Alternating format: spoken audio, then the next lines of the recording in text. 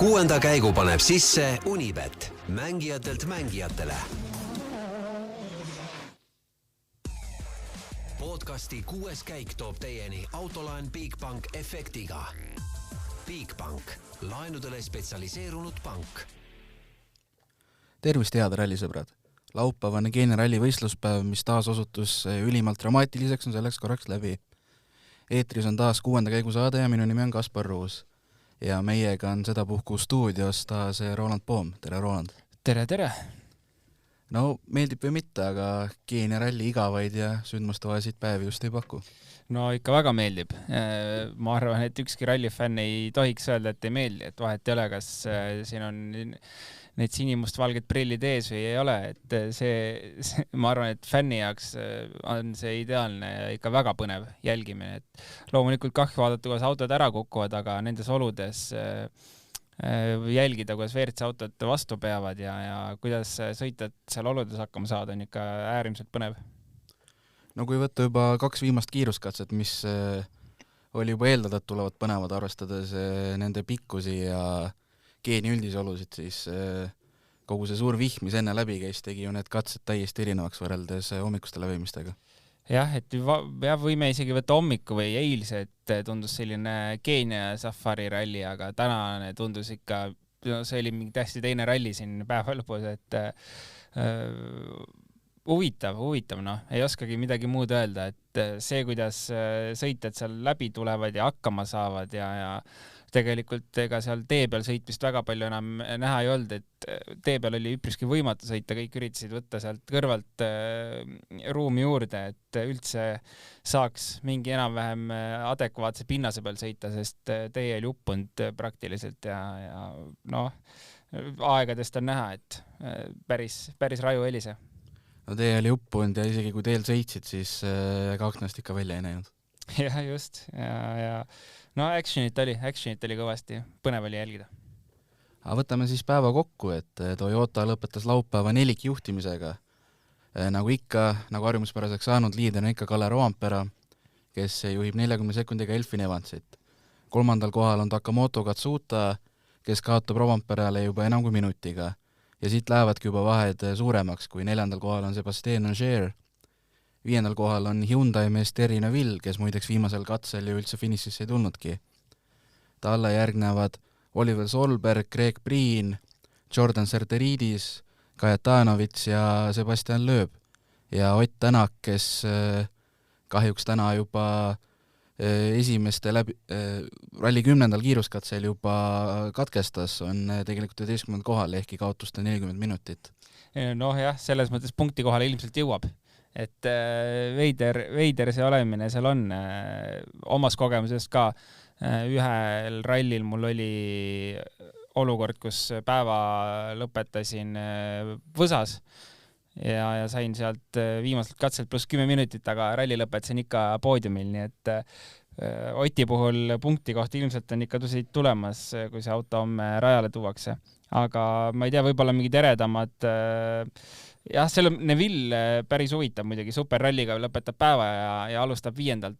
positsioonilt homme, kui see auto rajale tuleb, et päris huvitav ralli selles mõttes, et samamoodi Greg Breen, kes on superralliga peal, et 7. positsioon, noh, igal rallil sellist asja ei näe, et siin selliseid erilisi ja mitte tavapäraseid olukordasid on ikka küll ja veel. No analüüsime alustuseks siis ikkagi Ott Tänakuga juhtun, et tegelikult alustas ju päeva Toyotadega ikkagi võrdses konkurentsis ja oli täiesti 3. koha heitluses sees, aga nagu öeldud, siis 10. kiiruskatse lõpus umbes 1,6 kilomeetrini lõppu jäid ikkagi tee äärde, et proovisid küll veel jätkata, aga nagu ta ise ütles, et siis oleks auto juba lihtsalt maha põlenud, et pärast avaldas ka, et probleem oli käigukasti kardaan-võllis ja nagu ta ütles, siis probleem ei olnud tingitud karmidest oludest, vaid lihtsalt Hyundai lõi jälle mingi mure välja, et karm.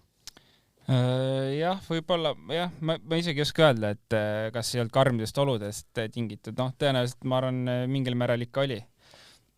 Et praegu tänast päeva vaadates noh, ega seal väga hooga sõita ei olegi mõtet, et kui tulemuse peale sõita, siis seal katsevõite jahtida on nagu suhteliselt mõttetu ülesanne.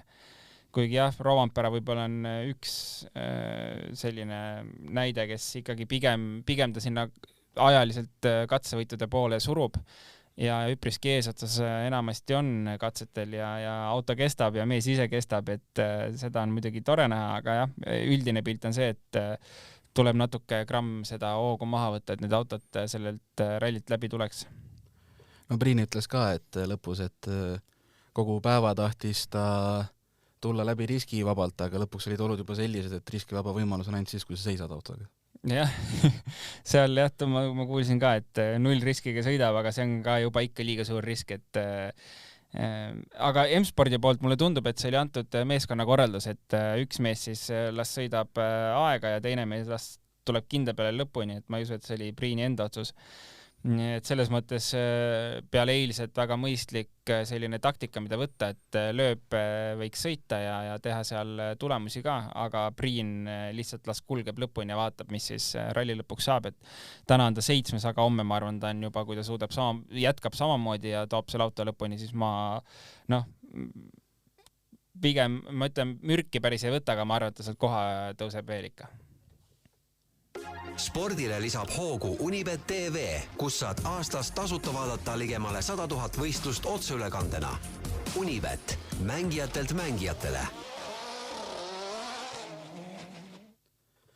Aga M-spordiga jätkates siis tegelikult ju päev algas sealt, kus eilne päev lõppes, ehk siis katastroofiliselt, et Formol tabasid esimesel katsel probleemid ja pärast katset enam ei jätkanudki ja Gus Greensmith sõitis auto külje peale, tõsi, suutis veel pärast edasi sõita, sõitis järgmise katse veel ilma esiklaasita, mis vähemalt kõrval oli väga näha, mida muidugi ta ilmselt ise nii palju ei näuti. Jah, seal sellel rallil vist, see on üks ralli, kus ei tahaks üldse seda teha, et ükskõik mis muu ralli, aga Keenia ralli on see, kus ei tahaks ilma esiklaasita sõita. Aga jah, M-sport jätkas sealt, kus eile lõpetati, nagu sa ütlesid, et raske ikka, väga palju ebaõnne ka seal ja nende poolt, et samamoodi Gus Greensmithi see üle katuse käimine oli selline, ütleks halbade asjade kokkulangemine lihtsalt, et see rööbas viskas ta ümber ja siis oli ta veel päris kuri seal, et pealtvaatajad ei tulnud autot püsti lükkama. Ja ka raja julgestajad. Jah, just, et ta jäi sinna nii-öelda oma pealt autoga külili ja keegi ei tulnud appi. Aga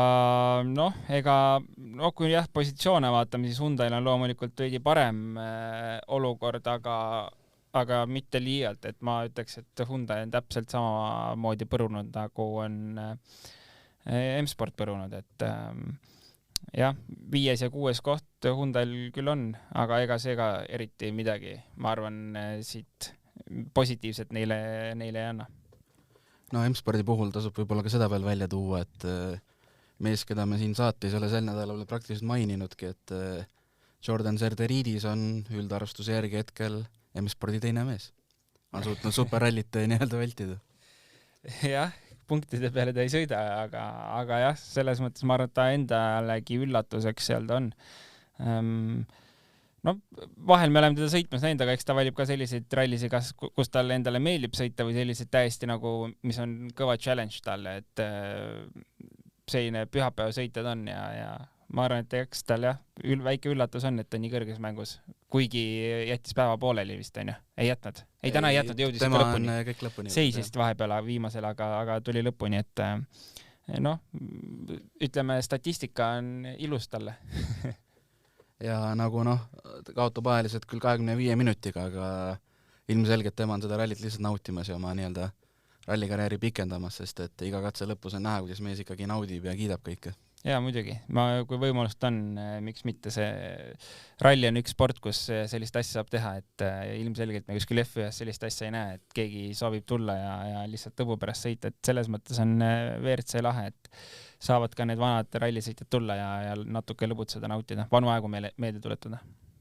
Ja lööb oli ju täna M-spordi meestest tegelikult pidevalt ju ralli kiiruskatsete osas siis ikkagi tipus, et näitas seal, tegi teistel ajad ette ja siis Toyota ja Hyundai meestel oli ikkagi vaja ikkagi see korralikult üle teha. No lööb tegi väga hea päeva tegelikult. Minu meelest väga, väga korralik päev ja head katseajad ja pigem see ka stabiilsus oli olemas, et nendes oludes see stabiilsus on kõige tähtsam. Aga noh, lõpp läks ikka käest ära, et ei ole midagi teha. Ebaõnn on M-spordil see nädalavahetus kaasas. Jah, näha oli, et lööbil oli ikkagi tükk tegemist, et lõpuks ka hooldusparki jõuda, kuhu ta siiski õnneks jõudis. Aga üks tiim, kellel paistab, et ei juhtu midagi väga, Toyota, 4 juhtimine. Ja ma just enne mõtlesin, et kas on mõni sõitja, kellel midagi juhtunud ei ole, aga sellist sõitjat vist ei ole, et Roompere muidugi juhib suure eduga, aga tal on ka probleeme, lihtsalt need probleemid on väiksemad, Evans samamoodi. Kas või viimase katsel puus käimine küljega, et neid probleeme on.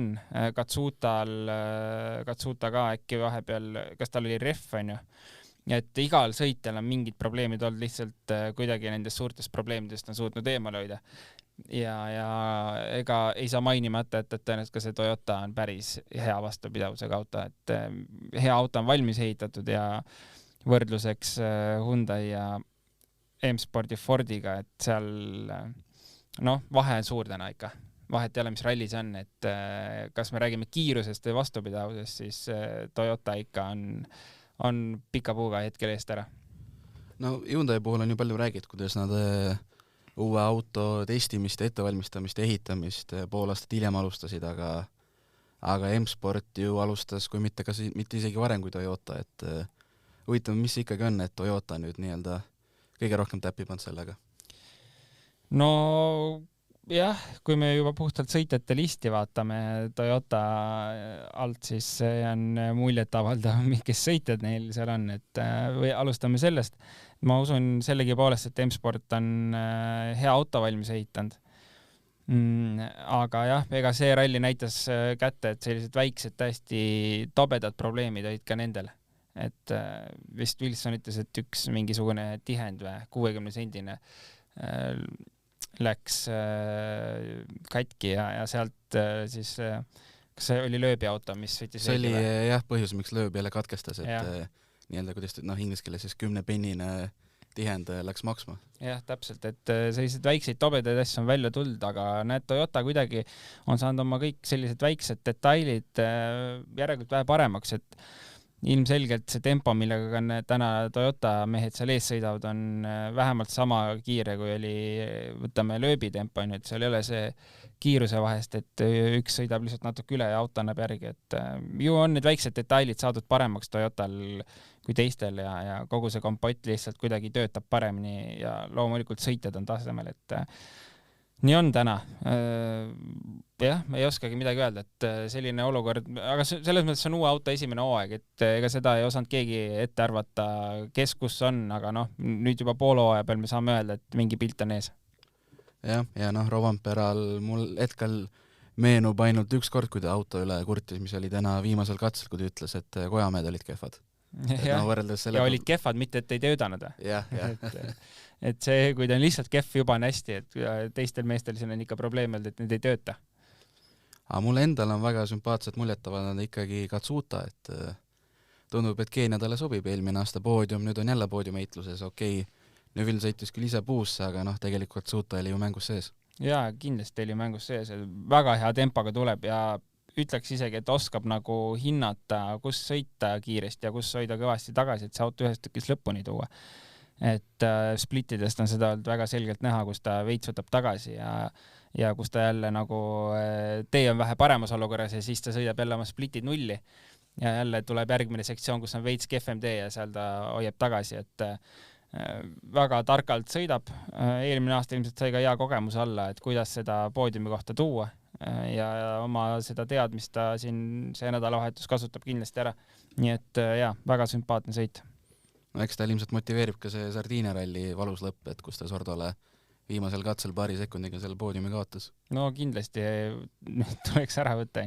Tegelikult ta on nagu suht turvalises positsioonis, kui me vaataksime üldiselt siis rallide peale, et pühapäeva ajal minna vastu niimoodi, et taga on 1,5 minutit, ees 35 sekundit, aga Keenia ralli seal vast ei ole midagi kindlat, et vaatame, lubas hakata homme kõvasti vajutama, kas ta suudab ka Evansile kanna peale astuda, sest tuleb üks katse, kus on vähe jälle keerulisemad olud, siis need ajad hakkavad venima kõvasti. Samas oli näha, et tegelikult Toyota omavahelistes võrdluses ajad väga suureks ikkagi läinud, et pigem läks teistega. Ja, aga jälgime, mis homme saab, sest ega juhtum hakkab niikuinii, seda me oleme näinud, et juhtub igal katsel, me ei ütle, et juhtub igal päeval, vaid juhtub igal katsel pigem juba, et kas Katsuta suudab ära vormistada või nii-öelda kasu lõigata, kui kellelgi seal ees midagi veel peaks juhtuma või ei suuda, et homme saab kindlasti olema, ma arvan, põnev päev, kuigi need vahed on sellised, nagu need on, aga ma usun ikkagi, et põnev saab olema, sest olud on jätkuvalt keerulised. No homme on tegelikult reede kohta erakordselt pikk päev isegi, just, et kiiruskatseid on 6, aga nende pikkust on kokku 82,70 kilomeetrit. Pühapäeva kohta. Pühapäeva kohta, jah, vabandust. Ja samamoodi ka tänane päev oli ikka, ütleme, võrdluses sellist keskmist WRC ralli laupäeva pikkust üpriski pikk. Et tavaliselt on sinna 100 pluss natuke, 110, et täna oli 150, kui ma eksi või? 150, jah. Jah, et see on ikkagi selline keskmisest pikem kilometraaž ja nendes seal sellist pikka rallit on päris raske tulla, kõik olid ikka väga-väga rahul, et päev sai lõpuni, eriti Solbergi viimase katse kommentaar oli vägev, et näha on, et vahet ei ole, mis seal juhtub, peaasi, et see auto lõpuni tuleb, et kedagi lõpuks ei huvita need ajad enam. Jah, ta ütles, et tal 2 korda jäi mootori seisma, aga ta põhimõtteliselt kiljus rõõmust, et ta nüüd finišis ikkagi. Täpselt, et see, ma arvan, see emotsioon, mis sa saad, kui sa selle katse lõpuni jõuad, on ikka oluliselt tähtsam kui see, et sa seal katse võidu peale täna tuled, et tähtis on jah, need katsed iga katse lõpuni tulla, mitte superrallit võtta, siis juba oled heal positsioonil. Ja Solbergi puhul tulebki kiita ka neid katse lõpu intervjuusid, mis nii-öelda ajakirjaniku vaatenurks on eriti ägedad, et vahet ei ole, et iga katse lõpus küsitakse, et tal tuleb ikkagi pikk ja värvikas jutt ja ei karda oma emotsioone näidata. Ja seda on lahe vaadata, see on ilmselt perekonnaga kaasa antud, et isa oli ka päras jutustaja omal ajal. No ametlikku kinnitust minu arust ei ole veel tulnud, aga Tänak vähemalt oma intervjuus niimoodi vihjas ja võib ju öelda, et nii Neville kui ka Tänak on homme ikkagi platsis. No jaa, kinnitust ei ole, pigem usuks küll, et ega seal ei tundnud, et midagi suurt viga oleks, eriti Neville'i puhul oli see puu seal ees, aga see on, mis seal väga ilmselt midagi katki läinud, et nii palju, kui ma pildi pealt nägin, ei tundnud midagi hullu olevat. Ja Oti puhul ka ma sain aru, et tegelikult viga on teada ja juba tegeletakse sellega, nii et tõenäoliselt need autod on platsis homme, jah. Ja Neville'i puhul tegelikult on ju igatepidi 5. koha punktid tegelikult ära tuua. Ja loomulikult see auto peabki saama platsi ja sõitma sellepärast, et superralliks, aga tõepoolest 5. kohalt ta stardib homme, nii et seal on veel vaja asi ära vormistada, et punktid koju tuua. Jah, just nimelt ära vormistades, eespool Ogier on juba 8 minuti kaugusel. Ja kuidas sulle muidu siin rallil tundub, et muidu kruusarallidel ikka räägitakse, et esimene start ja peab teed puhastama, aga sel rallil kuidagi sõltub täiesti katsest ja ilmastikoludest, et kellel parasjagu eelist võib olla rohkem. Jah, need päevad on nii erinevad, et kui me võtame eilse päeva, siis seal Liivases juba 3. auto oli niivõrd sügavates rööbastes, et ei olnud enam võimalik korralikult sõita, et esimesel oli selles mõttes eelis, samas jälle esimesel polnud jälge ees, mis ei olnud väga suureks probleemiks. Täna oli jälle täiesti teine lugu, et tegelikult teoorias iga autoga läks seal veeses katse kiiremaks ja kuivemaks. Aga kuna see oli niivõrd keeruline igast muust aspektist, siis ega seda väga välja ei tulnud, et tagantpoolt tulijad oleks nüüd ulmeaegasid sõitnud.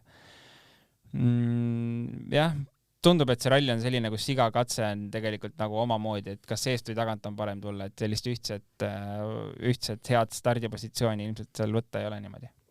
Ja Tänakul on püüda vist kõige rohkem ikkagi punktikatsepunkte, et 10. koht on ka tegelikult kaugel lööb, on 7 minutiga eest ära.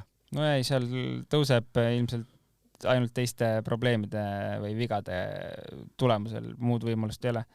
aga jah, Oti puhul nagu see tavaks on saanud, et pühapäeval, mis me siis loodame seda, et punktikatse võitu võtta ja rohkemat väga ei ole, aga noh, see aasta on selline, et pole midagi teha. Loodame, et nüüd järgmised rallid, mis siin tulevad, mis on sellised kodused rallid juba, et siis saab mõned head tulemused jälle ära vormistada.